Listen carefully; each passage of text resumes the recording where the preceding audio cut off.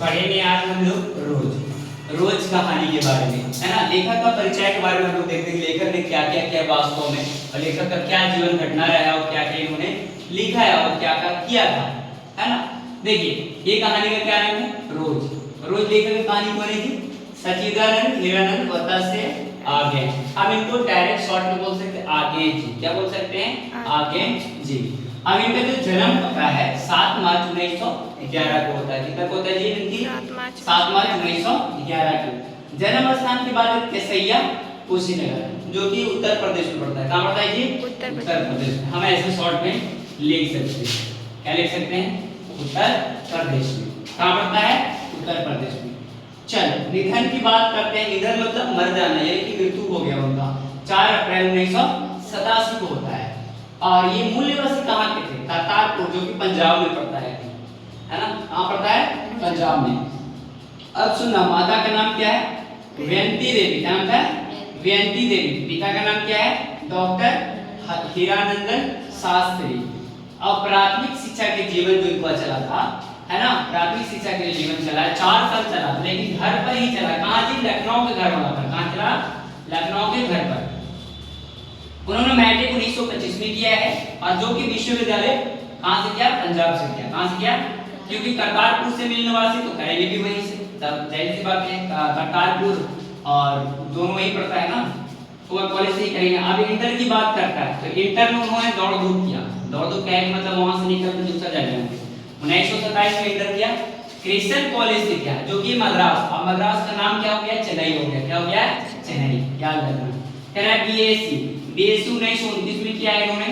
कहां से किया है, फोरमैन कॉलेज लाहौर से किया है, जो कि पाकिस्तान में पड़ता है। कहां है, पाकिस्तान में पड़ता है। अब भाषा के ज्ञान की बात करते हैं तो संस्कृत, है ना, अंग्रेजी, हिंदी और फारसी, तमिल भी जानते हैं। आदि भाषाओं को उनके पास ज्ञान था, है ना। अब पुरस्कार की बात किया जाए तो पुरस्कार क्या क्या मिला है, तो संयुक्त अकादमी पुरस्कार, और दूसरा भारतीय ज्ञानपीठ, और दूसरा शुंगा और अंतरराष्ट्रीय वर्ण वरमाला ना, स्वर्ण वरमाला, ये ज्ञान उनको मिला है। मतलब ये क्या होते हैं, पुरस्कार मिला। कहता है रचना की बात करता है ना, इनकी रचना क्या क्या है, आगे इनकी रचना देखिए। कहता है प्रमुख रचना उपन्यास पहले लिखना है, एक जीवन, नदी के बीच, अपने अपने आजीवन जीवित। कहानी में बात करता है, देखना। विपत्ति, कटोरी की बात, है ना, बात नहीं है, बात है ना। शरणार्थी, यह जयदोल, यह तेरी प्रतिरूप, है ना। काव्य संग्रह क्या था, भक्तेंदु 1933 में लिखा था, है ना। और चिंता 1942 में, हीरा घास पर क्षण भर 1949 में। बाबू लोग सब याद रखना ध्यान से, ये बहुत जगह ऑब्जेक्टिव में पूछता है, ये वाला काफी ज्यादा पूछता है, और ये वाला दोनों पूछता है हमेशा, याद रखना।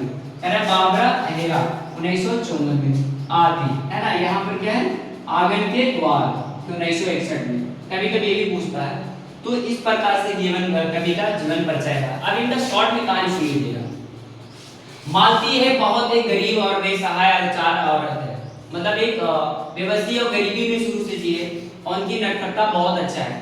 और क्या है, उनको बचपन में जब एक मित्र था, हम सही से बोला जाए तो तब एक मित्र जाए, दूर के भाई में चचेरा कुछ भी लगता है, तो उसने बहुत अच्छा उनको दोस्ती था। और कुछ दिन बीत जाता है और मालती की शादी हो जाता है। शादी होने के बाद मालती जो है अपने डॉक्टर पति के साथ में रहना शुरू करता है, जो कि उसको घर में एक टूटा बिस्तर है और छत भी ढंग से नहीं रहता है, जिसके कारण वो हमेशा मन में होती है कि वो इतना करने के बाद में भी प्रॉब्लम। और उसको घर में बेटा बीमार रहता है, यानी जो भी हो बेटा बीमार रहता है, उसके लिए बहुत बेचैन रहती है कि मुझे इस प्रकार से जीवन अजीज जीवन हम जी रहे हैं, तो मेरा पति इतना करने के बाद भी इसको पूरा नहीं कर पाता।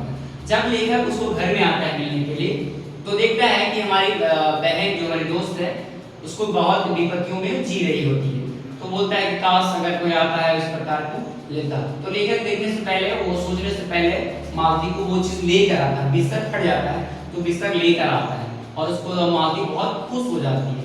ठीक इस प्रकार के इसके जीवन का कुछ कहानियां हैं। तो आप लोग ढंग से और देख लीजिएगा, बुक पढ़िएगा तो और समझ में आ जाएगा। वीडियो लाइक कमेंट जरूर कीजिए।